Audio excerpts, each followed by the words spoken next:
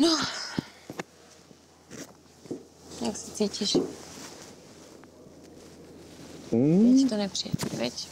Mňa vystavila do nepríjemnej situácie tá posledná situácia. Sa rozhodnúť, tak to bolo nepríjemné. Ale s týmto som akože v pohode.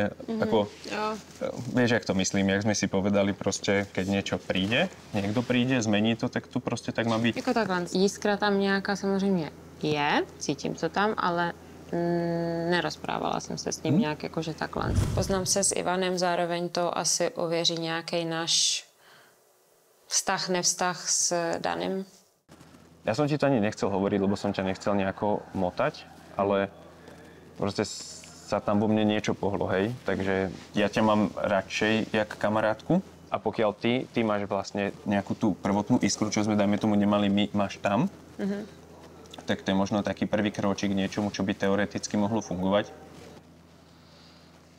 Nevím, jak to ty vnímáš. Já chci, aby nějak tam z toho istotný, protože taky nějak se teďka cítím Právě, že vůbec.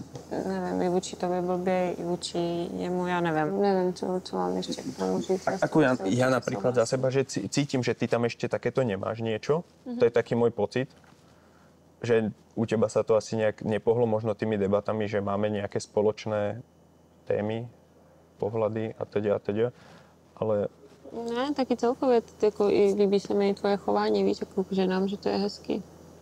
presne sa akurát ukáže, že či to Majde nejak otvorí oči, alebo skôr teda bude inklinovať ďalej k Ivanovi.